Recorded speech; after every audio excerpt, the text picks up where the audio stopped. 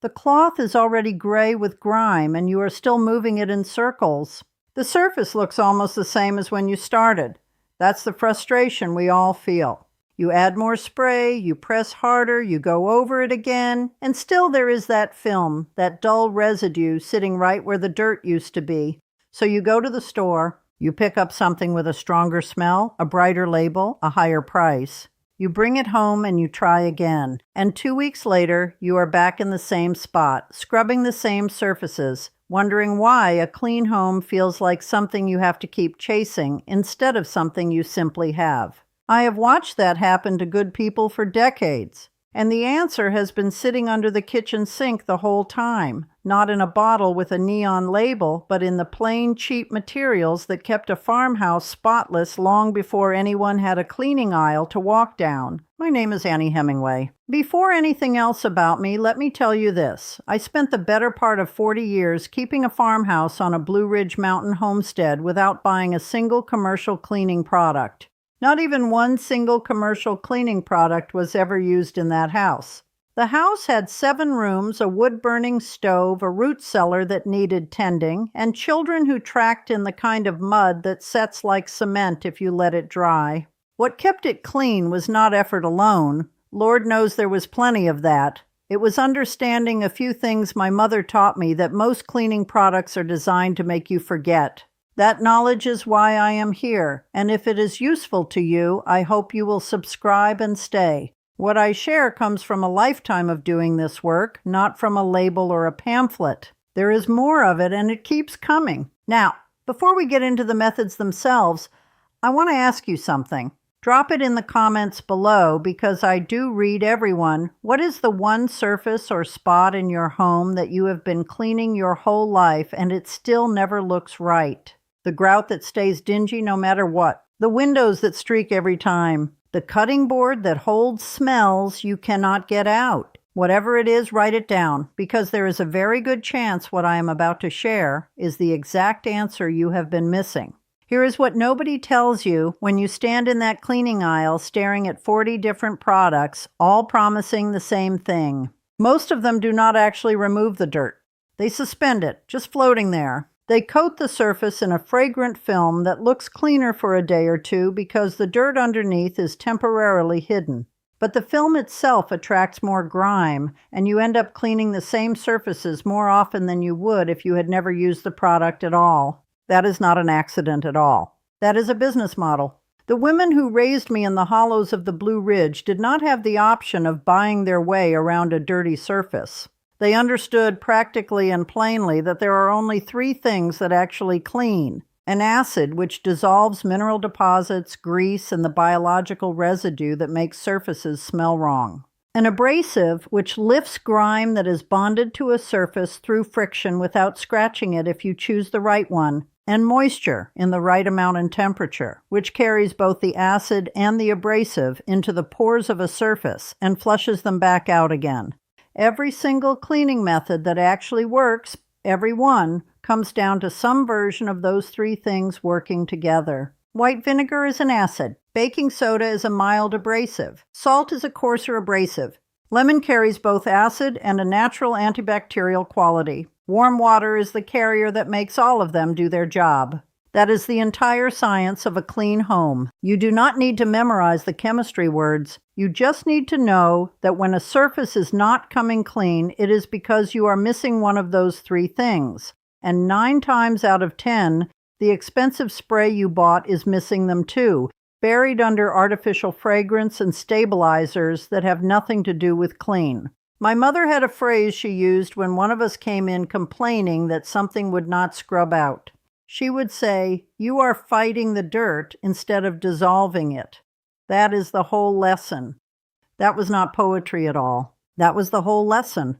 The right material applied the right way does the work for you. Effort is part of it, but it is the last part, not the first. That understanding is what changes the way you clean a home. It's truly life-changing knowledge. Once you stop reaching for more spray and start thinking about what you are actually trying to do to a surface, dissolve it, lift it, or flush it, the methods become obvious. They also become cheap, much cheaper than commercial sprays. Under $5 for materials that will last you months, materials you probably already have. Materials you may already have in your kitchen right now. They're probably sitting right there on your shelf. The first place to start is the one most people consider a lost cause, the windows and glass surfaces in their home, which streak no matter what they try. There is a reason for that too, and the fix costs about $2 and takes less time than you would guess.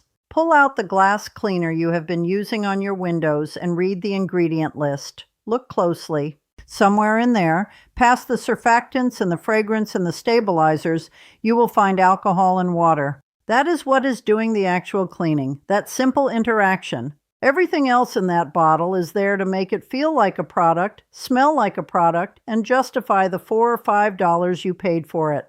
White vinegar and warm water do the same job for less than 50 cents, and they do it better because they leave nothing behind on the glass when they dry. Hack 1. White vinegar and warm water on glass and windows. This is the big one. Fill a small bowl or a clean spray bottle with 1 part white vinegar to 2 parts warm water. This is your magic ratio. That is your entire window cleaner. Simple, effective, and completely natural. Take a piece of old cotton cloth. Cheesecloth works beautifully, and wipe the glass in a firm, overlapping pattern, working from the top of the pane down. The vinegar dissolves the mineral film that builds up on glass from humidity, cooking steam, and the residue that commercial sprays leave behind. The warm water carries the dirt away. Simple physics at work here. The cotton cloth, because it has no synthetic fibers to drag and streak, lifts it clean off, just like that. The reason your current glass cleaner streaks is almost certainly the fragrance and the surfactant leaving a thin film as they evaporate. The vinegar and water leave nothing, absolutely nothing behind.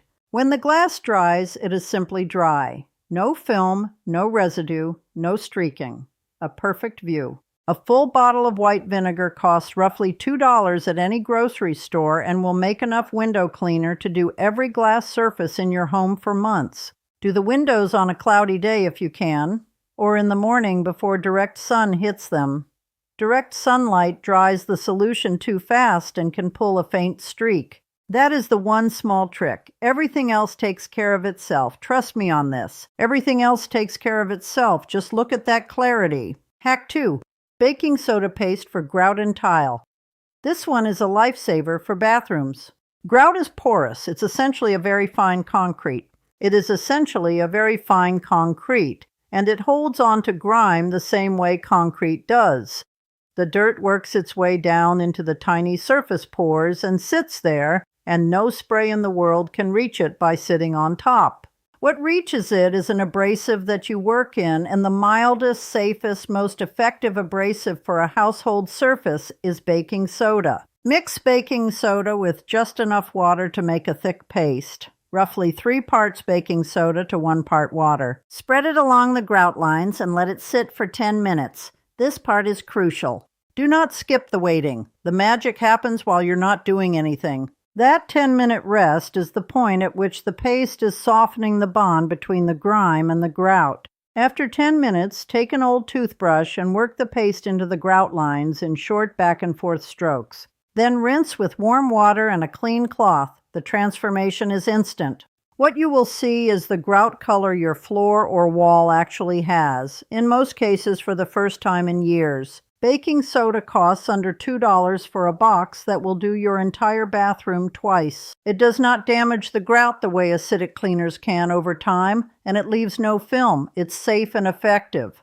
My mother kept a tin of baking soda on the shelf above the wash basin for exactly this purpose. In our house, a box of baking soda was considered a cleaning supply first and a cooking ingredient second. This was our way of life. Hack 3. Salt and lemon for cutting boards and wooden surfaces. A wooden cutting board holds on to smells and surface bacteria in a way that a quick rinse never fully addresses. The wood is porous, the same as the grout, and what goes into those pores does not come out without something that can both lift the material and neutralize what is causing the smell. The method my grandmother used on her cutting boards and her wooden prep tables is the same method I still use, and it works on the first pass every time. Cut a lemon in half. Scatter a generous amount of coarse salt across the surface of the board, roughly 2 tablespoons spread over a standard-sized board, though the amount matters less than full coverage. Take the cut lemon half and use it as your scrubbing tool, pressing the cut face down into the salt and working it across the board in firm circular motions. The salt is the abrasive, cutting through the surface grime and lifting it. The lemon juice is the acid, dissolving the organic material that causes the smell and carrying a mild antibacterial effect that the acid produces naturally. Together they do what soap and water do, only partially. Let the lemon and salt mixture sit on the board for 3 to 5 minutes after scrubbing, then scrape it off with the edge of a clean cloth or a bench scraper and rinse the board with warm water. Do not soak a wooden board. That loosens the grain over time and can crack it. A quick warm rinse is all it needs. After it dries, if you want to protect the wood, rub a thin layer of food-grade mineral oil into the surface with a clean cloth and let it absorb overnight. That is the same finish my grandmother put on every wooden surface in her kitchen, and her prep table outlasted her by 30 years. The cost of this method is the price of a lemon, roughly 50 cents, and a handful of salt from a box that costs less than $1 and lasts a year. The cutting board you save from replacement costs considerably more than that. There's a particular smell that a clean kitchen has, not the sharp synthetic smell of a product, but the faint bright smell of lemon and clean wood drying in the air. My grandmother's kitchen had it every morning. The stovetop and the surfaces around it are the place that smell comes from, or the place it goes to die, depending on what you use to clean them. And the old method for that surface is the one that surprised me most when I first understood why it worked. The stovetop is where cleaning goes wrong faster than anywhere else in a home. Grease heats up and bonds to the surface around the burners, and every time you cook without wiping down immediately afterward, that bond gets a little stronger and a little darker. Commercial degreasers work on it for a while, but they leave behind a chemical residue that heats up the next time you cook and bonds right back into the surface along with the new grease. You end up in a cycle where the cleaner is part of what you are cleaning off the next time. What breaks that cycle is something that leaves no residue of its own. Hack 4: baking soda and wood ash for the stovetop and cast iron.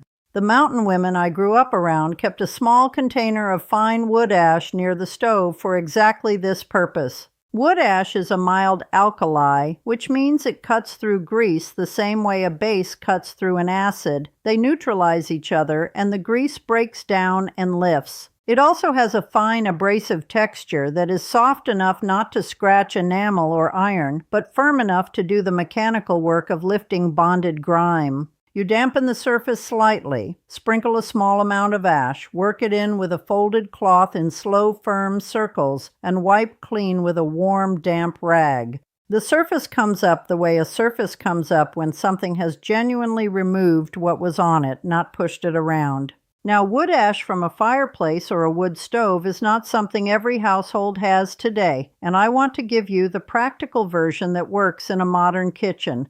Baking soda is the direct substitute. It shares the same mild alkaline chemistry and the same soft abrasive quality. Sprinkle baking soda generously over the cooled stovetop surface, dampen a cloth with warm water, and work it across the burner rings and the flat surface around them in firm, overlapping strokes. For baked-on spots that have been there a while, dampen the baking soda into a paste, lay a warm, damp cloth over it, and let it sit for 15 minutes before scrubbing.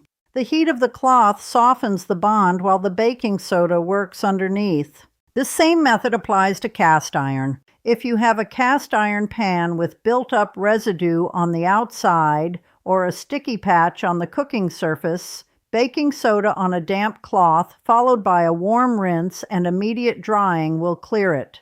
The one firm limit here, and I will say it plainly because it matters, this is not for nonstick surfaces. Nonstick coatings are scratched by any abrasive, including one as mild as baking soda. If you have nonstick pans, use warm soapy water and a soft cloth only, and if the coating is scratched already, replace the pan. A scratched nonstick surface is not something you clean around. That is the honest word on that. Hack 5: white vinegar and dish soap for bathroom surfaces and mold-prone grout.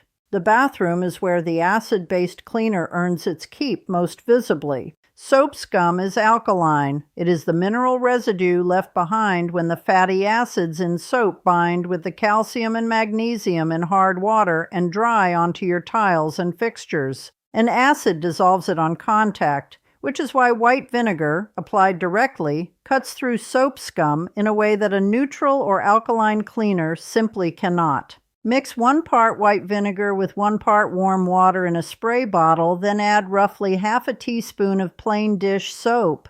The dish soap helps the solution cling to vertical surfaces long enough to work instead of running straight down to the floor. Spray it across the tile, the tub surround, and the grout. Let it sit for 5 minutes, then wipe with a clean, damp cloth. For grout that has taken on a grayish or pinkish tinge from soap residue and surface mildew, apply the solution undiluted, wait 10 minutes, and scrub with a toothbrush before rinsing. The grout color that comes back will likely surprise you. The dish soap costs almost nothing added to what you are already using. The whole spray bottle costs pennies per use. Now I want to be straight with you about something because honesty matters more to me than sounding like I have an answer for everything. White vinegar is not a mold killer. It will remove surface mildew, the kind that sits on tile grout and grows in damp corners because moisture has been sitting there, and it will do it well. What it will not do is reach mold that has grown into a porous surface behind a wall or into the substrate beneath your tile.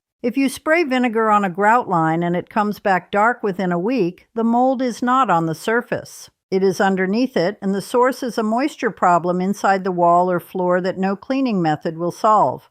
That needs to be found and fixed before anything else. I would rather tell you that plainly now than have you spend 6 months cleaning the surface of a problem that is not on the surface. The same honesty applies to anything I'm sharing here. These methods clean surfaces effectively and naturally. They maintain a home that is already structurally sound and reasonably dry. If there is water getting in somewhere it should not be, no cleaning method on earth is a substitute for finding it and stopping it. My grandmother knew that very well. She always said the work of keeping a house falls into 2 kinds, the work of maintaining what is well and the work of fixing what is wrong. These methods are the first kind. Never let them be an excuse to avoid the second.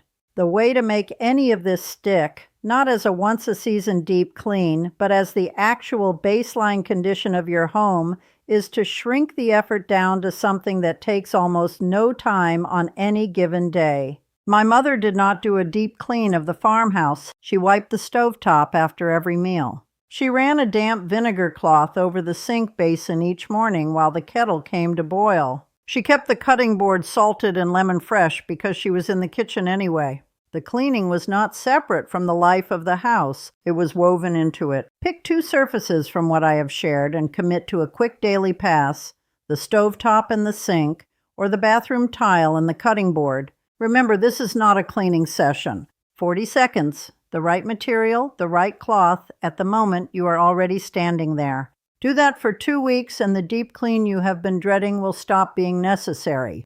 The house will simply stay clean because you stopped letting the grime build to the point where only a major effort could shift it. That daily habit is half of what a well-kept home is. The other half is what happens in the places you are not looking, the closets, the drawers, the corners where things sit undisturbed, and the old Appalachian answer to those places is the one that handles 2 problems at once without you having to do much at all. Open a closet that has been closed for a few weeks and take a breath. If what comes back at you is stale and a little musty, that particular flat smell that clings to stored fabric and sits in the back of your throat, stories of stored textiles, that is not a cleanliness problem. That is an air and moisture problem, and spraying something into it will not fix it. What fixes it is what the women in our hollow put into every closet, every drawer, and every corner of every wardrobe on the homestead. Not because they read it somewhere, but because they learned through hard seasons what happens to stored cloth and dry goods when you leave them to the mercy of damp Appalachian air. Hack 6. Dried herb sachets and cedar for closets and drawers. The method is simple enough that it takes about 10 minutes to set up for an entire house, and once it is in place, it works quietly for months without any attention from you. Go to a craft store, a natural food store, or the dried herbs section of a good grocery store, and pick up dried lavender, dried mint, and dried bay leaves. You do not need large quantities. A small bag of each, which will run you somewhere between $3 and $5 total for all three. Buy a few small muslin drawstring bags while you are there, or cut squares from an old cotton pillowcase and tie them with kitchen twine. Fill each small bag with a mix of roughly equal parts lavender and mint, then tuck 2 or 3 dried bay leaves into each one before you close it. Cedar blocks or cedar rings, the kind sold in the closet organization section of any hardware or home goods store, cost roughly $5 to $8 for a pack of several pieces. Hang one cedar ring on a dowel rod in each closet and tuck one cedar block into each drawer that holds stored clothing or linens. Place one of your herb sachets alongside it now. Now here is why this combination matters and why it does 2 jobs at the same time. Lavender and mint are natural insect deterrents. Moths, silverfish, and the small beetles that damage stored fabric actively avoid both of them, not because of any chemical treatment, but because of the volatile oils the dried plant material releases as it slowly dries further. Cedar works the same way through its own natural oils, and it has the added quality of absorbing small amounts of ambient moisture from the air around it, which is the underlying condition that makes fabric storage go wrong in the first place. Bay leaves, tucked into a sachet near stored linens or even on a pantry shelf, deter pantry beetles and weevils with the same mechanism. The whole system costs under $15 for a house of average size and lasts 3 to 4 months before the sachets need refreshing. Head to the kitchen for maintenance, at which point you open them. Crush the herbs lightly between your palms to release the oils again and put them back. The whole system costs under $15 for a house of average size and lasts 3 to 4 months before the sachets need refreshing. The cedar blocks last for years. You sand them lightly with fine sandpaper once a year to reactivate the surface, and they go right on working. My grandmother made these sachets every autumn from what she had grown and dried through the summer. Lavender from the garden, mint from the patch along the creek bank, bay from a plant she kept in a clay pot on the back porch through the warmer months. She sewed the bags from scraps of worn-out cotton she would not throw away because worn-out cotton makes the best straining cloth and the best small bags, and she did not believe in wasting either. She hung them in the wardrobe, tucked them into the blanket chest, placed them on the pantry shelves between the sealed mason jars, and set one behind the flour bin. The closets on that homestead smelled clean and dry and faintly of lavender through every season of the year, including the long wet springs that turned everything in a poorly kept house gray with mildew. Hers never did, not once. What she understood, and what took me longer than it should have to fully appreciate, is that a home does not stay fresh by being sprayed at. It stays fresh by being managed properly. It stays fresh by being managed. Moisture is the enemy of stored fabric, stored food, and stored anything. Control the moisture and you control the smell, the mildew, the insects, and the slow invisible damage that costs you in replaced linens and ruined pantry goods. And clothing that comes out of storage smelling wrong. Cedar and dried herbs are not air fresheners in the way a spray is an air freshener. They are a passive moisture and pest management system that runs on its own, costs almost nothing, village life details, and has been working reliably in homes like my grandmother's for generations. There are no stores that sell you that knowledge. There is no profit in it for anyone. A $5 bag of dried lavender and a pack of cedar blocks do not require a subscription or a refill cartridge or a monthly delivery. They do not need to advertise. They just work the way things that actually work tend to work. Quietly, cheaply, without making a fuss about it. The cleaning industry is not built around things that work quietly and cheaply. It is built around things you run out of, things that need replacing, things that require you to come back to the store. That is not a conspiracy. It is simply how a business stays in business. But it means the knowledge of what actually works, the vinegar, the baking soda, the salt and lemon, the cedar, and the dried herbs, knowledge. That knowledge stopped being passed down because nobody was making money passing it down. It lived in the women who kept homes without money for anything else, and when that generation stopped being listened to, it got quiet. You have it now. Use it well. And if you have found any of it useful, I would be glad if you subscribed and stayed. There is a great deal more of this kind of knowledge, and I share it here because it deserves to keep being passed on. Here's what I want you to take away from everything shared across these 4 parts, gathered plainly so you can act on it this week. For your windows and glass, white vinegar and warm water in a ratio of 1 to 2, applied with an old cotton cloth. $2 for a bottle that lasts months. For your grout and tile, a baking soda paste left to sit for 10 minutes before scrubbing with an old toothbrush and rinsing clean. For your cutting board and wooden surfaces, coarse salt and half a lemon scrubbed in, left 3 to 5 minutes, rinsed with warm water, never soaked. For your stovetop, baking soda dampened to a paste, 15 minutes on baked-on spots, wiped clean with a warm cloth. Not for non-stick surfaces, keep that in mind. For your bathroom tile and soap scum, 1 part white vinegar to 1 part warm water with half a teaspoon of dish soap, sprayed and left 5 minutes before wiping. For surface mildew on grout, the same solution applied full strength and scrubbed with a toothbrush. And remember, if the mildew returns within a week, the problem is behind the surface, not on it, and it needs a different kind of attention. For your closets and drawers, cedar blocks and rings paired with small muslin sachets of dried lavender, mint, and bay leaves. $3 to $5 for the herbs, $5 to $8 for the cedar, refreshed every 3 to 4 months. That is 6 methods you can use today. Every material on that list is available at a grocery store, a hardware store, or a craft store. Not one of them costs more than a few dollars. Not one of them leaves a chemical residue on the surfaces your family touches and breathes around every day. One more question for the comments, and I mean it when I say I read everyone. Which room in your home has always felt like no matter how much you clean it, it never feels truly fresh? Write it below, I'm listening. You may find that someone else in the comments has the same answer, and the solution might already be waiting for you right there in the conversation. The old ways of keeping a home connect us to something that got lost somewhere between the cleaning aisle and the subscription box. If you want to go further into that lost knowledge, the next thing worth looking at is the pantry. How to keep dry goods fresh for months longer than the package suggests, using methods from the root cellar. That worked just as well in a modern kitchen cabinet. That one surprises people every time. Take care of your home with what the earth already gave you and what your grandmother already knew. A little attention, the right materials, and the patience to let them do their work. It is enough. It always was.